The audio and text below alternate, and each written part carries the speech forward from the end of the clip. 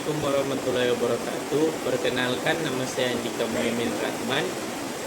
Saya akan menjelaskan secara singkat sejarah hukum kekayaan intelektual di Indonesia. Sebelum itu, saya akan menjelaskan tentang pengertian hukum kekayaan intelektual. Hukum kekayaan intelektual itu adalah bagian dari hukum harta benda yang juga dikenal sebagai hukum kekayaan. Hukum kekayaan intelektual terutama yang berkaitan dengan hak-haknya termasuk dalam kategori hak milik perorangan yang bersifat tidak wujud atau intangible. Nah, selanjutnya akan menjelaskan tentang sejarah hukum kekayaan intelektual. Yang pertama itu masa pendudukan Belanda. Hak kekayaan intelektual Indonesia telah ada sejak pemerintahan kolonial Belanda pada tahun 1844. Selanjutnya, pemerintahan Belanda mengundangkan dua aturan mengenai merek dan hak cipta, yakni UU Merek pada tahun 1885 dan Undang-Undang Paten pada 1910 dan Undang-Undang Hak Cipta pada 1912. Yang kedua itu ada masa awal kemerdekaan hingga Orde Lama. Pada awal kemerdekaan, UU Hak Cipta dan UU Peninggalan Belanda dinyatakan tetap berlaku. Namun, tidak demikian dengan UU Paten yang dianggap bertentangan dengan pemerintahan Indonesia.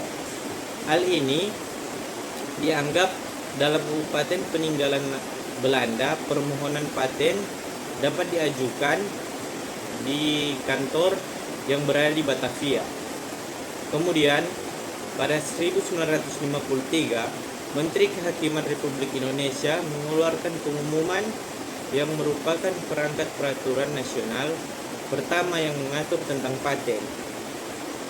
Dan pada tanggal 11 Oktober 1961, pemerintahan mengundangkan UU Nomor 21 Tahun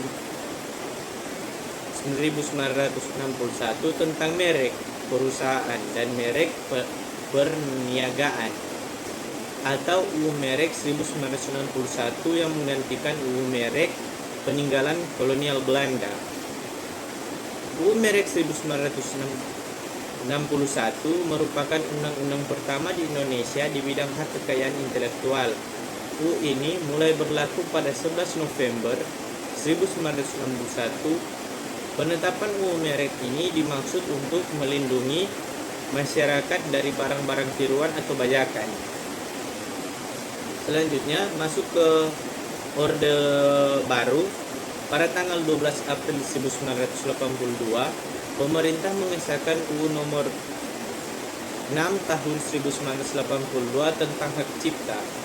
UU Hak Cipta menggantikan UU Hak Cipta Peninggalan Belanda. Pengesahan UU Hak Cipta 1982 ini bertujuan untuk mendorong dan melindungi penciptaan dan penyebarluasan hasil kebudayaan di bidang karya ilmu, seni dan sastra, serta mempercepat pertumbuhan kecerdasan kehidupan bangsa.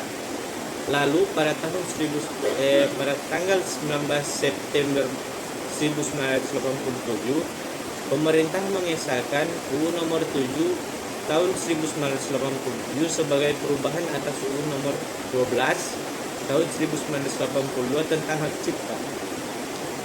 Menyusun pengesahan UU Nomor 7 Tahun 1987, pemerintah menandatangani sejumlah kesepakatan bilateral di bidang hak cipta sebagai pelaksanaan dari UU tersebut. Pada tanggal 13 Oktober 1989, Dewan Perwakilan Rakyat atau DPR menyetujui UU tentang paten yang selanjutnya disahkan oleh UU Nomor 6 Tahun 1989 pada 1 November 1989. UU Paten 1989 ini mulai berlaku tanggal 1 Agustus 1961. Kemudian pada tanggal 28 Agustus 1992, pemerintah mengesahkan UU Nomor 19 Tahun 1992 tentang merek.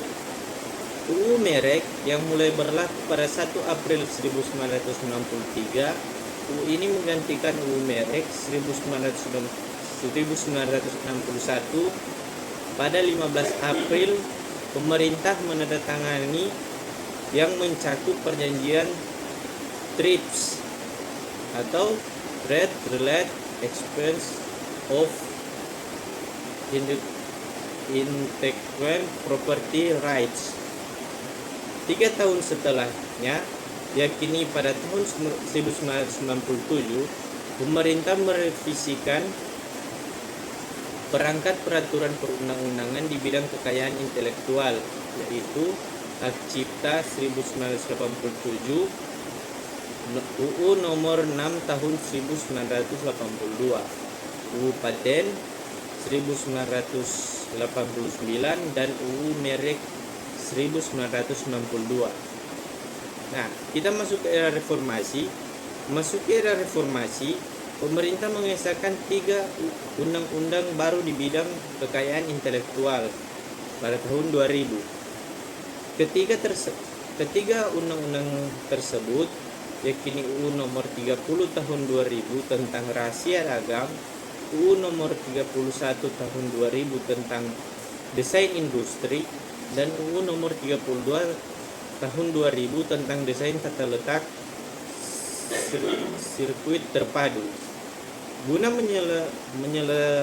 menyelaraskan seluruh peraturan perundang-undangan di bidang kekayaan intelektual dengan pertujuan TRIPS pada tahun 2001, pemerintah mengesahkan UU Nomor 14 Tahun 2001 tentang paten dan UU Nomor 15 Tahun 2001 tentang merek.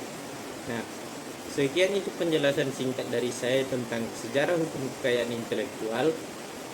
Assalamualaikum warahmatullahi wabarakatuh.